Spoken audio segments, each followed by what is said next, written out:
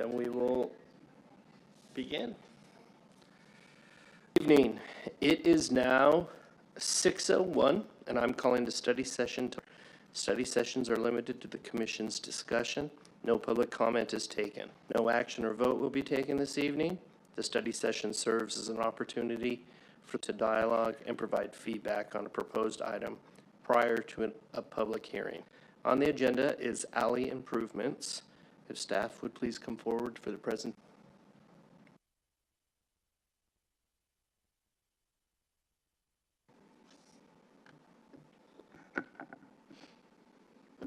Good evening, Commission. Kristen Devine.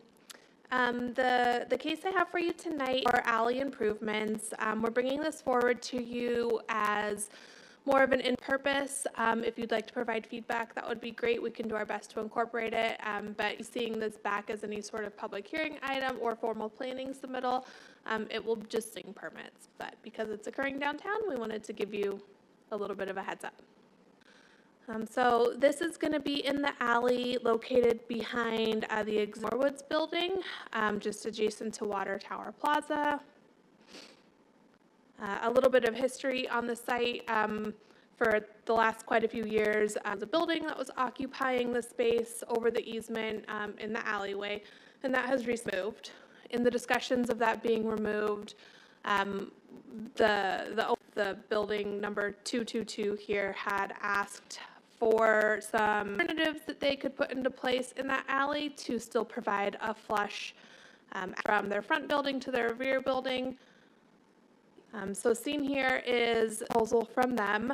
It would be essentially a speed table concept, which brings of the roadway up to avoid having to go down the stairs and the stairs to get to their rear building. It would be approximately 6 feet wide and 2 feet in height is where the current proposal stands. We are still working some engineering concerns to make sure the drainage requirements are being met properly, and also concerns to ensure that emergency access vehicles also make that slope and width of the speed table. Over the speed table, they are proposing a canopy. It'll be a 4-post design. Suppression will be mounted on either the buildings on either side of that canopy so that it's still protected when an emergency happens. It'll just be 4 steel columns with a shade sail material for the roof. We don't have colors right now, but that is a comment that we've made to them, just to make sure that the colors are appropriate for the area. Right, and this is just an alley view of those proposed changes. The top is the canopy, and on the bottom kind of gives a rough estimate of the speed table. And that's all I have for you. I have members of our engineering team and our fire team here if you have specific questions for those departments. Thank you, Kristen, for the presentation. As study session, it does not require a vote. However, at this time, I'll ask to provide feedback and ask questions of staff and the applicant or consultant. Who would like to go first? Mr. Chair, walked this property, and from the inside, when there was still an enclosure, I guess is what. And I think there is an APS easement in there that probably necessitated the removal of that, probably among many other reasons. I walked across it, I could feel like the hollowness, like it was a raised floor. Mm-hmm. Is it really to slow down traffic, or is it to create more of a level pathway between a drop in grade or something like that? Yeah, so Chair Kendall, Commissioner Bott, more for the purpose of creating a flush walkway, so it's a more cohesive connection between their buildings. It doesn't do with traffic calming mechanisms. Okay, because that was going to be my next question. It's a public alley, clearly used for public right of way, mm-hmm. But with the circulation pattern that's in that area, is that likely to be used for vehicles, or is that likely to be used more for like emergency purposes? I think that is to be determined. I'm not say, I don't know if there's a particular answer, but it's just such a weird spot to see a lot of traffic really going through there. Mm-hmm. If there's other ways to go there. The speed table, is it meant to just calm that potential vehicle traffic from coming through where people may be walking across? No, so Chair Kendall, Commissioner Bott, I don't believe it serves any sort of traffic calming Okay. measures. It solely really is just to bring up the level of that roadway so that traveling from their front and rear building, it does provide a flush access. Okay. That's why did I read speed table in here, or was that a word you had used? Maybe I just made it up. A speed table is written in the staff report. Okay, I think that's why I got look at that. The other part that was confusing to me, but I don't have any real technical engineering knowledge on drainage. But I did like this phrase here. The final grading and drainage plan will need to meet standards and be approved by the town engineer. How do you suppose that when it, I assume, is raised up above the grade? That is a great question, and I'm going to defer to Tom, is participating virtually here. Okay. Tom, can you help explain the engineering requirements for this, please? Sure. Hello, Commissioners. My name is Tom, Development Engineering Manager for the town. We would review the planning to install one or more drain pipes through the speed. Staff have a concern that will need to be addressed as far as the existing grades. We believe they're fairly flat, and it's going to be a challenge for them to be able to get that water through there. We're concerned about maintenance as well, ongoing maintenance. So those are the types of things that we're looking at right now. We have some level of detail here, Commissioner Bob, but we don't quite have enough to give it a stamp of approval yet. So, and we're still somewhat skeptical that they will be able to meet that. But we're going to try and work with them as best we can to meet the town standards. Thank you. Commissioner Bond, any more questions? No, that's it. Commissioner Bigelow. Just checking for clarity, the speed table is 16 feet wide, and then the canopy is 25 feet wide. I think I saw that maybe on the next slide. It's a little blurry on mine. Go back one. That's accurate, yes. And then the speed table is the 16 feet, is that including the slope, or is that just the level platform on top? So Chair Kendall, Commissioner Bigelow, we only have one set of plans to go off of right now. It's in a first review, and the best that I can tell from these plans is that it's approximately 16 feet. So you see the shaded area and then the white outlined area on either side of it, indicating the slope. Okay, is what gotcha. I assume. I apologize, I'm not a building plan reviewer. But that's measured at 16 feet. Okay, perfect. Thank you. Vice Chair Updike. So some of my immediate reactions to this, the canopy, the shade structure, that material and what that would be, since you're connecting essentially two buildings. I know that we're talking about providing a sprinkler system, but what would be the fire properties required for the actual fabric? And additionally, is that going to create some sort of a small wind tunnel there? Are the two existing structures the same height? And which one is potentially getting an addition to it? That is a slew of questions. Because once we consider an addition, then the wind concern would be greater for me if it's in proximity to where this shade structure is. You said that the, what are we calling it? The giant speed bump? Yeah, it's It's a speed table. That's what the, speed table. a wider speed bump. It is like a ramp. Is it 16 inches tall? Is it 2 feet tall? I'm trying to read the other The current plan showing plans are elevations. calling it out roughly at 2 feet. 2 feet tall. And it is still in the first iteration. We made comments on that and sent them back. It could come back in. We need confirmation that it does meet drainage requirements at the slope that it's currently at, and that a fire truck could make that slope over it as well. So that Okay. those dimensions could be altered, but that's where it's at right now. Okay. And the material for the canopy is like a shade sail material, so similar to you would find on a playground. Fire, correct me if I'm wrong, but that doesn't need to be rated if there are sprinklers on either side? So he says that it wouldn't have to be, but it is going to be. Okay. Okay, is there, I'm trying to figure out how to phrase this question. So we've got an APS easement. What else, what other utilities do we have running under there? Cox? Cox and Southwest Gas. Okay, so this would then also have to be somewhat removable for access at any point?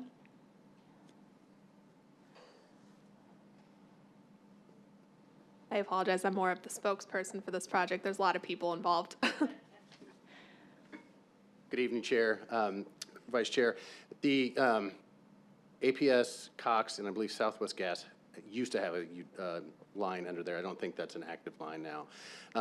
With this project, if anything is in those easements that needs to be worked, we're going to have to worked on. There will have to be an agreement with this property owner about the removal of the speed table and the drainage in order to get to those utilities. So it won't be something that's just easily removable now. It would actually have to be jackhammered or taken out 100%. The other thing with the canopy, the canopy is being built the way it's being built so that it is easily removable.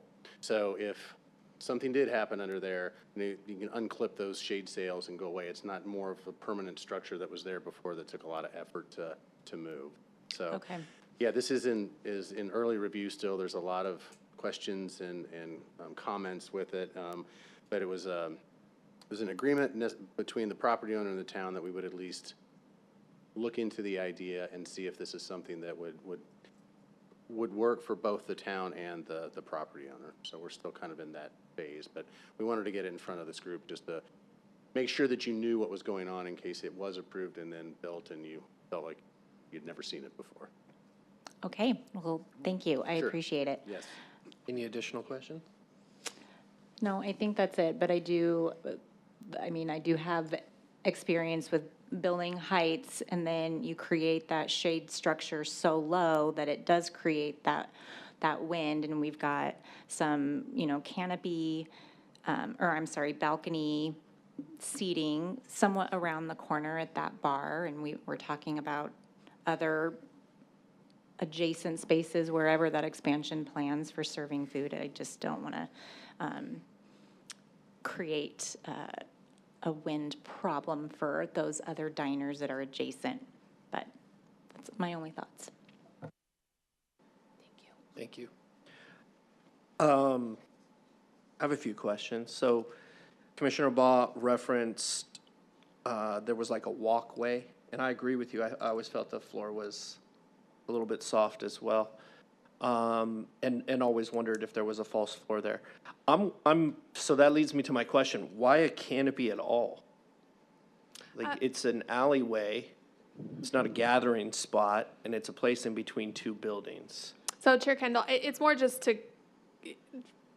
for aesthetics, it's more to provide a nice transition from their front building to their rear building to kind of simulate how the enclosure was previously. You didn't know when you were leaving one building to the other building, so it's really just to provide covering for those patrons that are going from one building to the rear building without having to be enclosed on all sides. So you mentioned the what did we settle on, speed hump? Table. Speed table. Speed hump.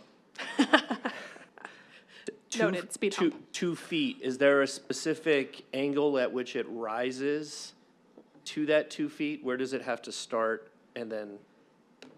So on the bottom right here is the best rendering I found of the slope of the table itself. This is where you can actually see that no, I'm making that up. You can't see that it's 2 feet here. I apologize. But this is the best street view of the slope that I could find. And then let's call it 15.5 feet clearance would be at the top of that ramp, This, measured from the top of the ramp to the canopy itself. correct. I've been told correct. How tall is a fire truck? The, Chair, the signage in the Heritage District is set at that 15.5 foot, and that's the clearance that's needed for the fire truck. Okay. You, if I may, the false floor that you felt, walking across that structure before, it essentially it was basically a structure that was suspended between the two buildings, and then the drainage was open underneath of it, so it allowed that water to flow. So when you did walk on it, you could feel a little bit of a movement in that floor. So is there any concerns about where water would drain from that Lots. point? Yeah, Okay. that's why Tom's online, and we've sent comments back asking about how is this going to drain? Is the pipes and the drainage being provided going to be sufficient for the storm events that we needed to be sufficient for? So we still have some questions on some of that to figure it out. And then the other thing too, you're talking about the slope. The slope has to be such that a fire truck can get basically up on it, both wheels, and then come back down, because we don't want it bottoming out, or we don't want it hitting the front or the back end as it climbs that. So Sure. this may increase. We've given them some schematics on some trucks that we'd like them to model out to see if it's even feasible. This thing may end up extending so far north and south that it could be in the parking lot and halfway up the alley. We're just not sure. We need to see that. So we also referenced tonight the easement, and I have heard, we've talked in previous sessions about APS and powering a potential new building next door, correct? Correct. With this ramp, and if you were to have to dig it up, whose responsibility is that? Is that the property owner, or is that the town? No, it would be the property owners. That will be in the agreement that we craft with the property owner. At least that's my understanding of it at this point. Okay. I don't have any additional questions, unless any other commissioners. Just one more thought or question. If the town were to ever need full access, as it is today, would the town be able to do so? And, is this for, looking for an easement for 10 years, 20 years? Is it indefinite? So the alley is actually, I believe most of it is town-owned right-of-way. The easements are for the utilities that are in there. So the Okay, town gotcha. owns the alley. So, yeah, I mean, and the intent is for this to be pedestrian and vehicular. So we actually drove it today and met a car coming southbound as well. So I apologize, I structured that question poorly. Are they requesting an easement to put the speed hump, or like a variance to I'm put the sorry. speed hump? No, it would be an encroachment agreement in the Encroachment town's agreement. right-of-way. Okay. Yeah. Okay, perfect. That's one other thing I was going to mention. Oh, one other thing I was going to mention. We keep bringing up the utilities that are in the alley. One of our comments has been to ask for a clearance letter from the utilities so that they are very aware of this and that they've signed off on it as well. And the town will reach out to those utilities as well to double check that. So we're trying to make sure we cross all the Ts and dot all the Is for sure. Sure. Commissioner Bob? Yeah. I think what I'm seeing here is there have been an accommodation to connect those two buildings together for a retailer to make it feel like it was one singular building. But it always had been the town right of way, and those easements have always, not always, but in theory, been there probably a very long time. And at some point, the town probably has to decide, we gotta honor the integrity of what our rights of way is. To me, this seems like an accommodation that the town's willing to entertain as requested likely by that person. At some point, either it makes sense or it doesn't make sense. That's why I appreciate the sentence in here where it talks about the final grade drainage plan will need to meet the town standards.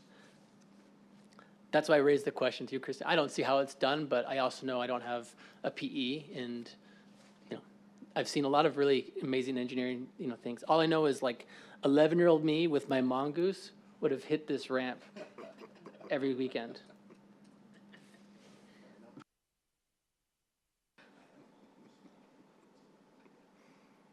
Any additional comments or questions? Perfect. Thank you, commissioners, for your feedback. I will now adjourn the study session. It is now 6:21, and I'm calling the regular meeting to order. If staff would please take roll call. Chair Kendall, Here. Vice Chair Updike, Here. Commissioner Baugh, Here. Commissioner Bigelow, Here. Commissioner Clausen. Mr. Chairman, we have a quorum. Thank you, Amanda. At this time, members of the public may comment on matters not on the agenda. The Commission's response is limited to responding to criticism, asking staff to review a matter commented upon, or asking that a matter be put on a future agenda. Are there any communications from citizens at this time? Mr. Chairman, we have no communications from citizens. Thank you. We'll now move into administrative items. Consider approval of minutes for the regular meeting held on November 20th, 2024. Are there any edits the commission wishes to make? Do I have a motion to approve the minutes from November 20th, 2024? Motion approved. Do I have a second? I second that motion. We have a motion and a second. Please vote.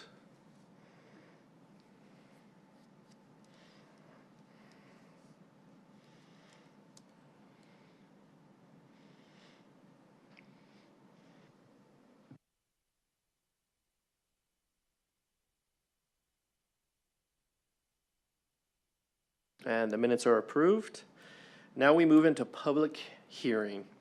Items will be heard at one public hearing, at which time anyone wishing to comment on a public hearing item may do so. Comments will be heard from those in support of or in opposition to an item.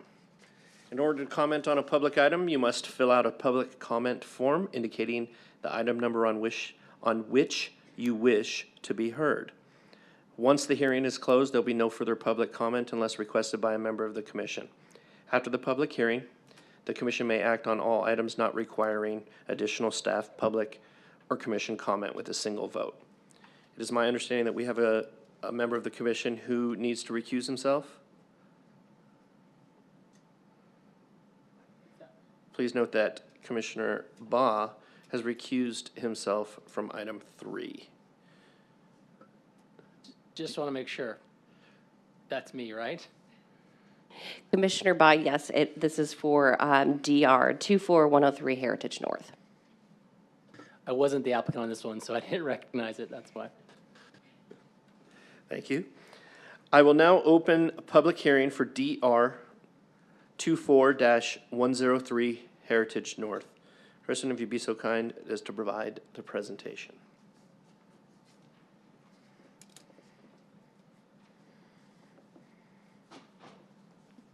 Hello again. It's been a while.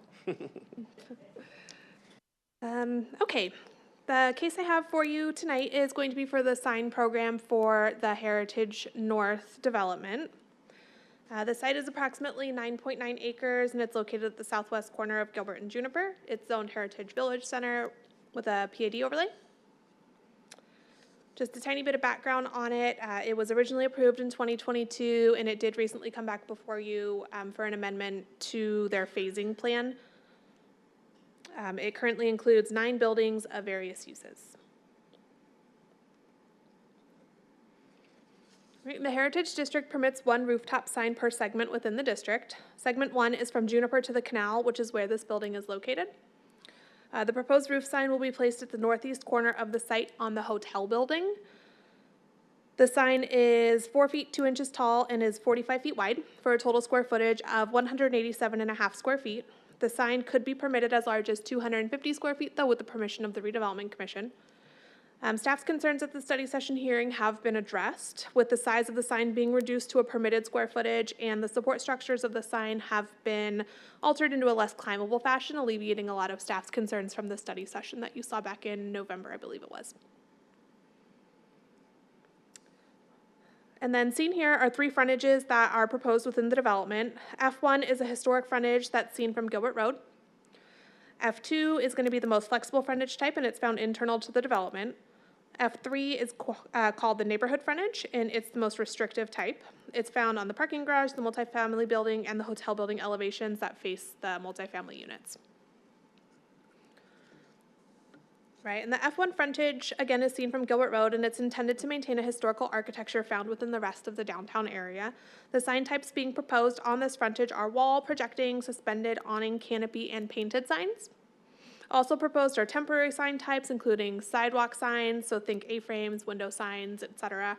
The use of neon on these elevations is highly encouraged. The F2 frontage, again, is the most flexible, and it's intended to include a variety of historic and contemporary architecture.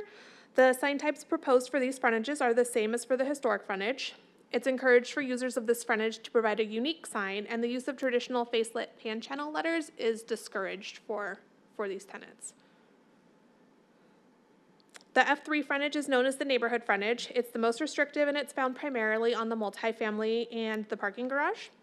The types of signage being proposed are projecting, awning, and canopy signs, as well as sidewalk and window signs. And it's important to note that any portion of these buildings that are adjacent to the residential district from ASH shall not exceed 14 feet in height, they shall not be illuminated, and they shall not exceed 16 square feet in size when they face those residential areas. All right, an additional sign type that wasn't shown during the study session is going to be called a neighborhood identification sign. We don't actually have a sign type for this in our code, so staff has determined that since the category doesn't exist, they're going to be considered wall signs, which means that their size will be deducted from the allowable square footage of wall signs for the building they're placed on. This does reduce the amount of signage that tenants would be able to utilize because you're pulling that square footage for these particular signs. In the top right of the slide, you'll also see a monument sign for the development. It's placed pretty centrally to the site. It's approximately 7.5 feet tall, and it does include 40 square feet of signage. All right, these next few slides are going to show the allowable sign locations for each building. This doesn't mean that a sign will go in each of these locations. It's just highlighting the approved locations that a sign could go when it comes in for permitting. The different colors correspond to different sign types, with the majority of signs being some form of wall sign, whether it be painted, projecting, canopy, awning, or a traditional wall-mounted sign. So this is just the sign bands for building 1. And I have the buildings circled on the right-hand side of each of these slides, too, to give a better perspective of which buildings they are. So building 1 is the multifamily building. These are the sign bands for building 2. You can kind of see the tan color. It's an awning sign. The blue is a painted wall sign. And then you also have a few green ones in there, which are nameplate signs, which are just kind of like identification signs for those tenants, like Dr. So-and-so or whatever. Building 3 here. These are mostly wall signs as well. You have canopy signs, awning signs. You can see on the top right sign, you can see one of those neighborhood identification signs called out as well in the purple color. You can see it, the circle that's coming off of the side of the building. Buildings 4 and 9. And then these are images for buildings 5 and 6. I left off a circle, I'm sorry. So building 6 is right next to the yellow circle. This one's for building 7. And then building 8 is the parking garage.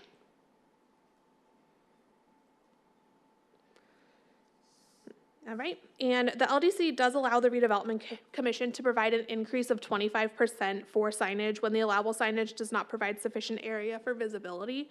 The applicant is requesting that we increase that we apply the 25% increase for both wall signs and monument signs, as well as the rooftop sign, because those neighborhood identification signs that I pointed out earlier do pull the square footage from your tenant allowable signage. The 25% increase will help offset that reduction in signage for the tenants, so it'll still give the tenants some decent signage while still allowing the buildings to have a unique identification factor. The request for increased square footage and height for the monument sign is to allow the addition of this water tower image on the top. And then the rooftop sign increase is requested to allow the potential increase of up to 250 square feet, although it is currently proposed at an allowable 187.5. We're just requesting a maximum of 250 so that they have a little bit of wiggle room if it comes down the road like a month later when they're trying to install it and it does need to be increased a little bit. All right, and with that, I am available for any questions that you have. Thank you very much, Kristen. Commissioners, any questions for staff? Commissioner Bigelow? Vice Chair Uppling? I don't have a question, but I do like that addition of the neighborhood sign. I think that helps to start to solve some of the wayfinding problems that we have in the district, and I think that it aligns with kind of the small town feel that is successful in the Heritage District. I like it. Yeah, good job. I agree. I want to see that sign on top of the hotel as big as possible. And I like the thought of neon. I think that's really cool, kind of like a Radiator Springs type of feel. So if it can go up to 250, I'd highly encourage that. I'm not worried about any of the other signage. Maybe you can break down a little bit like how the square footage works in the tenants and what their signage and how that might be affected. Yeah, absolutely. So, Chair Kendall, the way that wall signs work traditionally is you are allowed 1 square footage of signage per lineal foot of frontage that your suite has. If you're within 75 feet of a right-of-way. If you're over 75 feet from a right-of-way, it's 1.5 square feet of signage per lineal foot of frontage that your suite has. Because those neighborhood identification signs are considered wall signs, we would take the frontage of the entire building and calculate out what's allowed for the building, and then we would deduct the neighborhood signage, which is on a chart in your staff reports, so that it's clear when the sign permits come in that this amount of signage has already been used, this amount of signage is what's available for the building. But that is also why they are requesting the 25% increase, so instead of 1 square footage and 1.5 square footage, it is 1.25 and 1.875. So when the tenants come in, that does give them a bit more signage that they're able to use. Okay, To try to offset. I trust you on that. Lots of numbers. A question about like the A-frames. So obviously they're quite popular and they're quite popular in the Heritage District. Will there be limitations on who can put those out on a sidewalk? Because with the amount of buildings and potential either retail space or even office space, it seems like everyone might want to drop an A-frame and then sidewalk becomes congested, let's say. So I'm going to do the best I can to recall the temporary sign policy. From the Land Development Code, a business is permitted a maximum, I want to say, of 4 A-frames per business. But they do need to be located in front of that business, as from what I understand. So you wouldn't be able to have signs for one tenant down the sidewalk or anything like that. The applicant for the sign program is here, though. Do you know if there's any restrictions on which tenants are able to use A-frames? We would just refer to code. Okay, so it would just refer back to the Land Development Code. Which states that it has to be in front of their business. Correct. Got it, okay. Thank you for the clarification. If for some reason I am mistaken about that, I will immediately follow up with you once I have the answer, but Okay. I'm like 90%. I just don't want confident. to look like a coned barrier sidewalk type of situation. And many of those A-frames should only be out during business hours, and then they should be removed and taken back inside. Okay. Commissioner Bigelow? Are you sure it's not because you want to put an A-frame on the sidewalk? I might be the first tenant, who knows?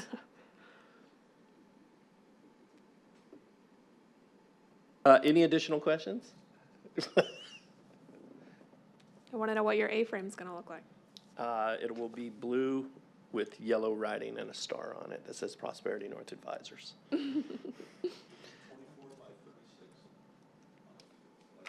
Oh, Jim Torgeson's got my sign ready. Thank you, Jim. Would the applicant like to speak at this time? I don't believe so. He's just here to answer questions if you had them. Staff, are there any members of the public in attendance who wish to speak on DR 24-103 Heritage North? Mr. Chairman, we have no requests from members of the public to speak at this time. Thank you, Amanda. Does the applicant have any response? I will close the public hearing on DR 24-103 Heritage North, and we'll look for the commission for discussion. Who'd like to share their thoughts first? No Commissioner thoughts. The signage looks great. We're excited. Vice Chair Updike? No, no thoughts, and I can move to approve, if we're ready, DR 24-103. Hi. Sorry, I just wanted to confirm that, yes, what I said was accurate about the A-frame signs. You can have 4 per business. They shall not be placed in raised or painted medians affixed to the ground with stakes placed across the street from the business being advertised or placed on equestrian or multi-use trails. So they do need to be placed in front of the business. Thank you very much for the clarification. Sorry to interrupt. No problem. You're fine. I think I already shared my thoughts. Make that front sign as big as possible. Do I have a motion and a second for DR 24-10 Heritage North? I move to approve DR 24-103 Heritage North. I second that motion. I will call for a vote.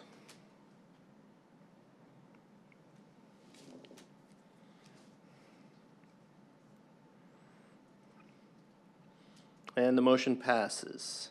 Thank you very much, Commissioners. I will now open the public hearing. Mr. Chairman, we would like to grab Commissioner Baugh for this portion, and then we can open the public hearing. Perfect. We will wait for Commissioner Baugh.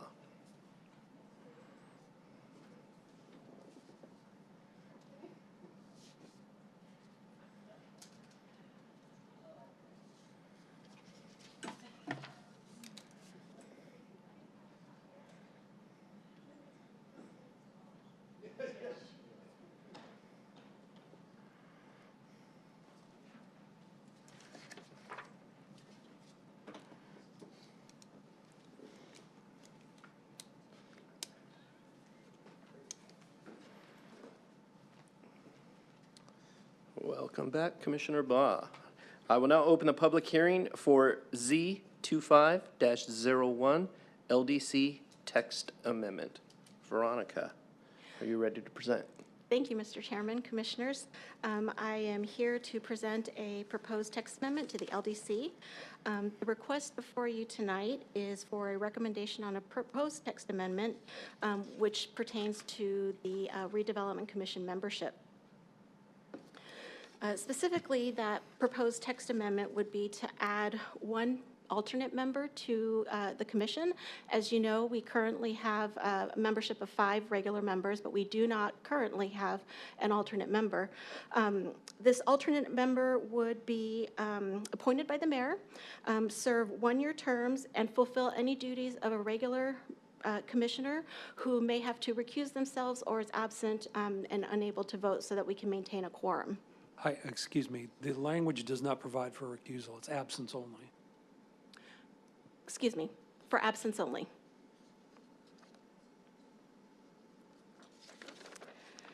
Therefore, for the reasons set forth in the staff report, and staff requests that the Redevelopment Commission provide a recommendation to the Planning Commission, approval of case Z25-0, I'm sorry, that should be Z25-01, a text amendment to section 6.1.9 Redevelopment Commission, and I'd be happy to answer any questions you may have.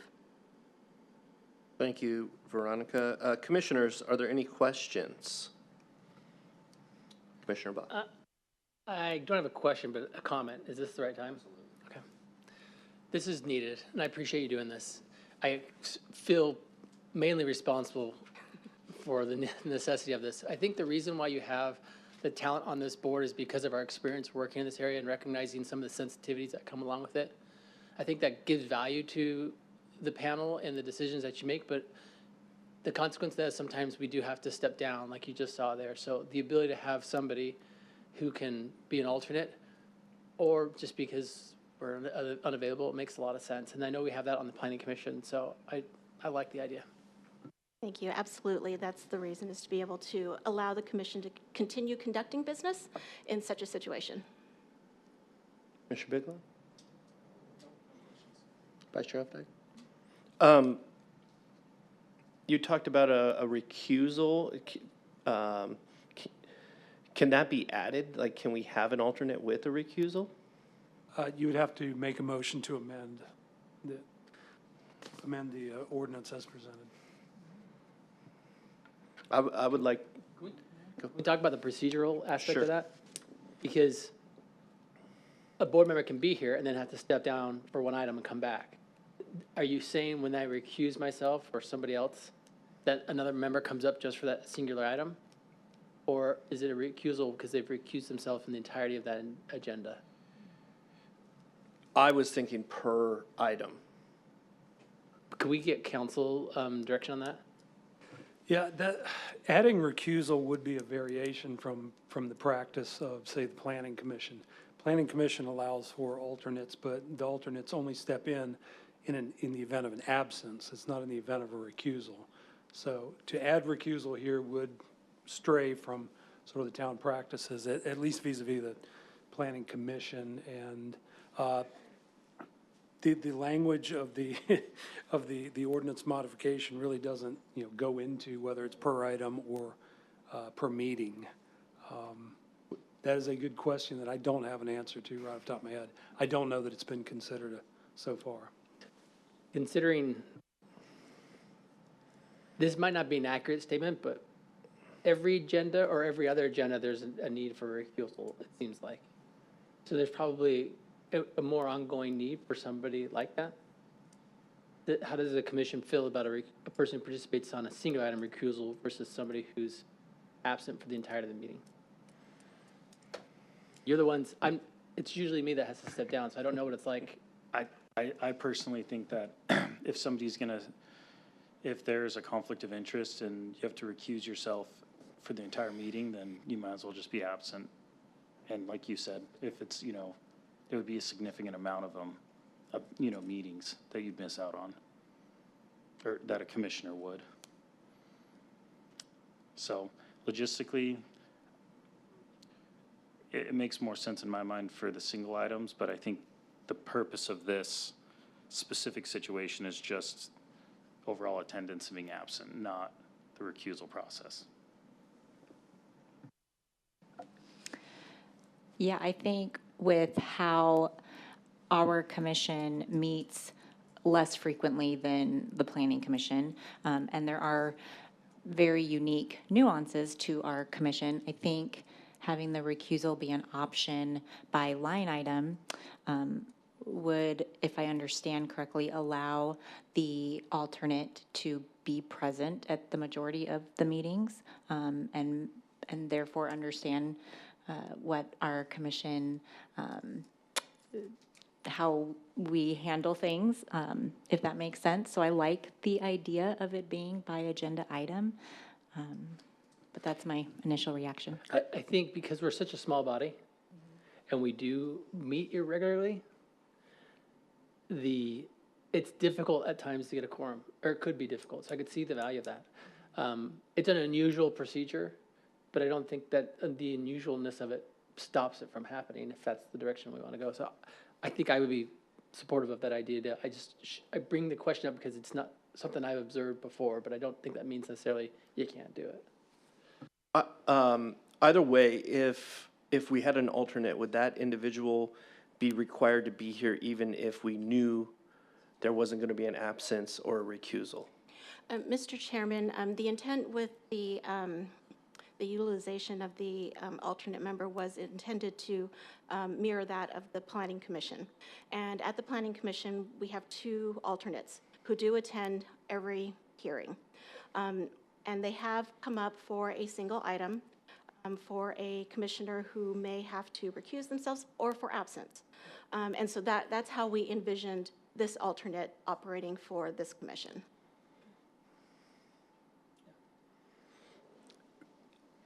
The process to add an item recusal, are we rewriting state law here?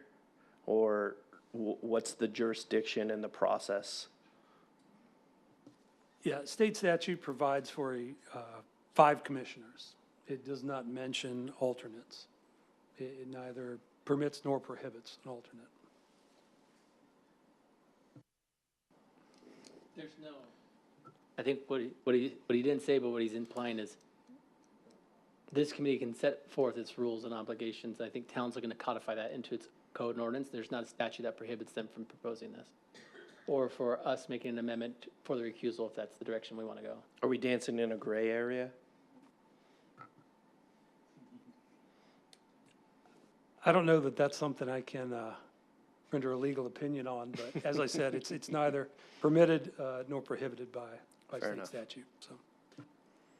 The one benefit of that is that person becomes trained in the way, in the observation of what this is, and becomes a really good replacement commissioner when there's a vacancy down the road.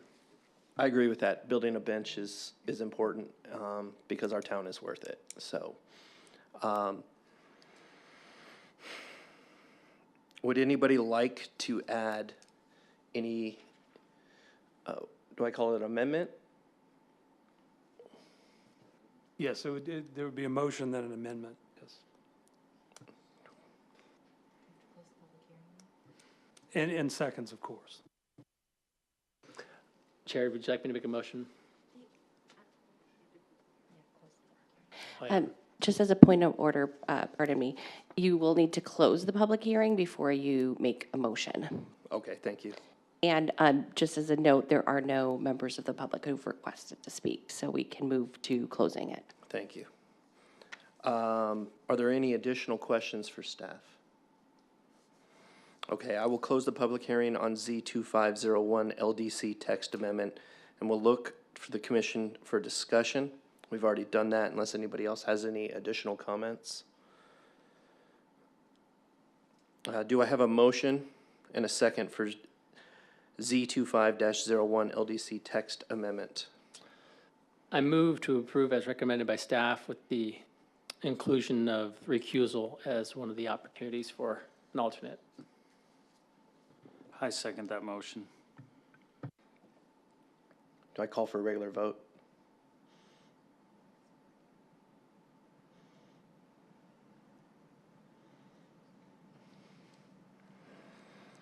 I have a, Okay, so at this point, you have a motion on the table in a second, and you want to amend the motion Okay. to include the recusal. So you'll need a motion and a second on the amendment, okay, and then you may vote. okay. I have a motion and a second on the amendment to approve Z25-01. We may now vote.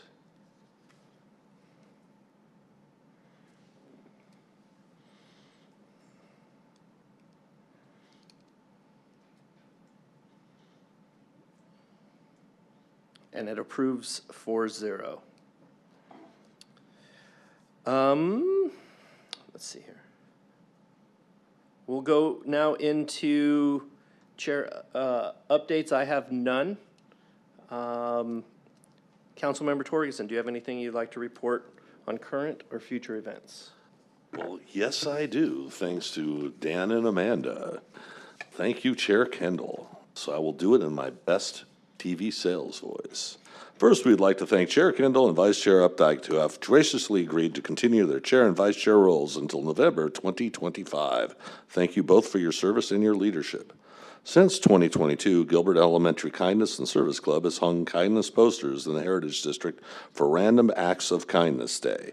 This year, that fell on Monday, February 17th, Gilbert Elementary hung posters again this year, and in conjunction with that, Gilbert launched a new postcard project called Spread Gilbert Kindness. 5 unique postcards with art from the Gilbert Elementary Kindness and Service Club students were selected and are available to mail from 3 mailbox locations throughout the district: Liberty Market, Joe's Real Barbecue, and Snooze. A poster containing all postcards submitted can be found in the displays cases facing Vaughn Avenue on the Ash Street Garage.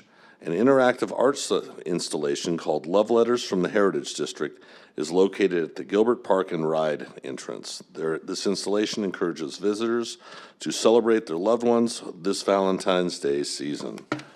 We encourage you all to write your own message on the heart ornaments provided and hang them on the Park and Ride entry. Concerts are returning to the Water Tower Plaza every Thursday in March, starting on March 6th. Performances run from 6:30 to 8:30 p.m. and include a variety of family-friendly local musicians. More information is available on the town's website. And on March 6th, an all-day council workshop focused on the Heritage District will be held at the University Building, 92 West Vaughan Avenue, in the Assembly Room. The first staff presentation will begin at 8:30 a.m., and the day is expected to wrap up around 4 p.m. Thank you. Thank you, Councilmember Torgerson. Commissioners, any updates? Include shipping and handling. I'll just say, based on our study session, it's Engineers Week, so thank you to engineers. Way to go. Amanda, do you have anything to report? Mr. Chairman, I have no report tonight. Thank you. Thank you. I'll take a motion to adjourn. I motion to adjourn. Second. It is now 6:52. The Redevelopment Commission is adjourned.